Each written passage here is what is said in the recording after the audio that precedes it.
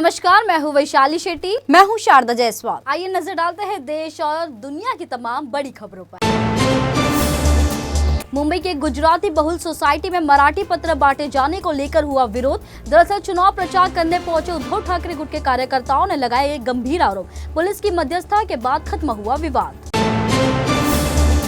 शिवसेना उद्धव गुट के नेता संजय राउत ने सीएम एकनाथ शिंदे और नगर विकास विभाग पर लगाए गंभीर आरोप। कहा, महाराष्ट्र के नासिक में हुआ भूमि अधिग्रहण घोटाला, खैरात की तरह बिल्डरों को दिए गए 800 करोड़ रुपए। एक वीडियो शेयर कर एनसीपी शरद पवार गुट के नेता रोहित पवार ने किया दावा। कहा, अजित पवार गुट का पदाधिकारी ने उनके नाम पर फोड़ रहा है मटका। विधायक जितेंद्र आव्हाड ने कहा, मटका फोड़ कर दिया जा रहा है मौत का संकेत। एनसीपी शरद पवार गुट विधायक रोहित पवार के मटका फोड़ने वाले वीडियो पर डिप्टी सीएम अजित पवार ने दी सफाई। कहा, मटकी फोड़ने वाले के बारे में मुझे जानकारी नहीं, मैंने नहीं किया किसी का अपमान।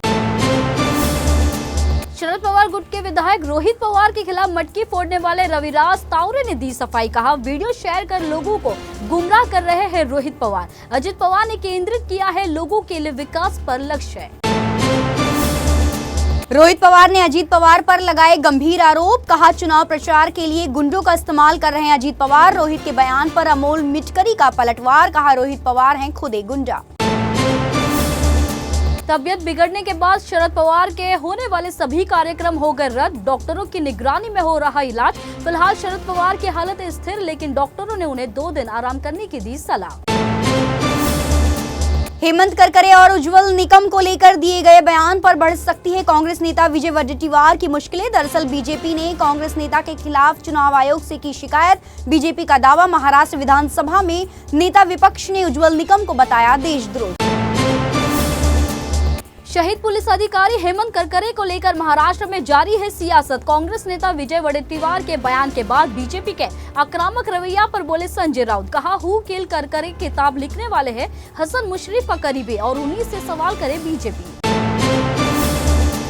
महाराष्ट्र की कल्याण लोकसभा सीट पर उद्धव ठाकरे गुट के उम्मीदवार को लेकर बना सस्पेंस हुआ खत्म। दूसरे उम्मीदवार रमेश यादव ने वापस लिया अपना नामांकन। अब उद्धव ठाकरे की तरफ से वैशाली दरेकर होंगी एकमात्र उम्मीदवार। महाराष्ट्र के गढ़चिरौली में सुरक्षा बलों ने बड़ी कार्रवाई को दिया अंजाम। तिपागढ़ पहाड़ी से बड़ी मात्रा में विस्फोट किया बरामद, जिसमें 6 प्रेशर कुकर के अलावा डेटोनेटर्स, गन पाउडर और क्लोमर माइंस किया जब्त। एंटी नक्सल स्क्वाड और C60 के जवानों ने इस कार्रवाई को दिया अंजाम। थाने लोकसभा सीट से उद्धव ठाकरे गुट के उम्मीदवार राजन विचारे पर मुख्यमंत्री एकनाथ शिंदे का बड़ा हमला। कहा, धर्मवीर आनंद दीघे के नकली शिष्य हैं राजन विचारे। उद्धव ठाकरे पर भी सीएम ने किया कटाक्ष। कहा, उनके लिए धनुषबाण नहीं, पैसा रखता है महत्व।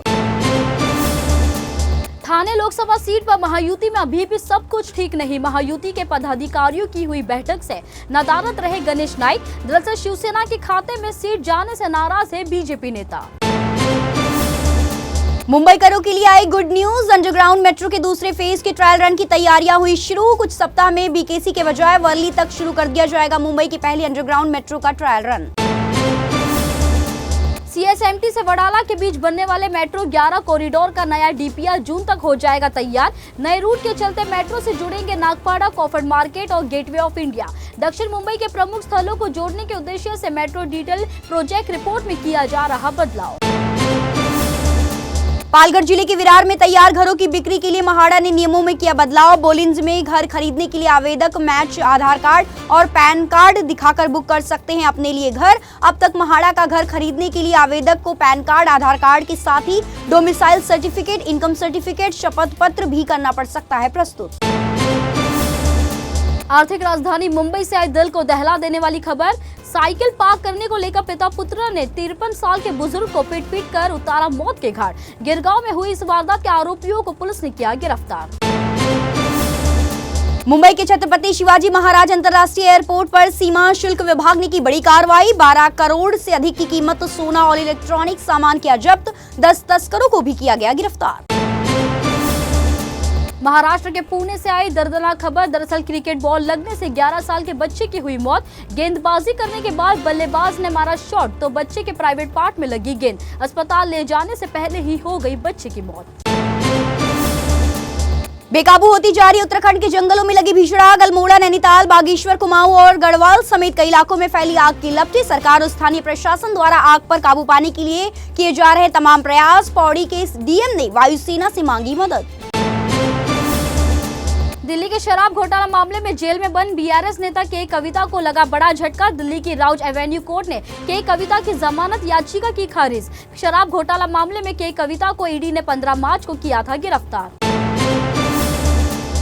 झारखंड की राजधानी रांची में जारी है प्रवर्तन निदेशालय की छापेमारी। झारखंड सरकार में मंत्री आलमगीर आलम के निजी सचिव संजीव पाल के हाउस समेत 6 ठिकानों पर चल रही ईडी की कार्रवाई। अब तक की छापेमारी में 20 से 30 करोड़ रुपए की नकदी बरामद होने की कही जा रही है बात। दक्षिण भारत के राज्य कर्नाटक से आया चौंका देने वाला मामला। यहाँ पति से हुई बहस के बाद एक महिला ने अपने बच्चों को मगरमच्छ के सामने फेंका। गुस्साई महिला ने अपने 6 साल के बेटे को मगरमच्छों वाली नहर में फेंका। राजधानी दिल्ली के बाद अहमदाबाद के 9 स्कूलों को आया धमकी भरा मेल। स्कूलों को बम से उड़ाने की दी गई धमकी। ईमेल का है आईएसआईएस से सीधा कनेक्शन। बॉलीवुड अभिनेत्री और हिमाचल प्रदेश की मंडी लोकसभा सीट से भाजपा प्रत्याशी कंगना रनौत का बड़ा ऐलान। कहा, चुनाव जीतने के बाद छोड़ देंगी बॉलीवुड। फिल्मी दुनिया को बताया झूठा। कहा, राजनीति है वास्तविक। फिलहाल के लिए इतना ही। ऐसे ही ताजा तरीन अपडेट्स को जानने के लिए N24 न्यूज चैनल के साथ बने रहिए और N24 न्यूज चैनल को लाइक, सब्सक्राइब और शेयर करना बिल्कुल ना भूलें।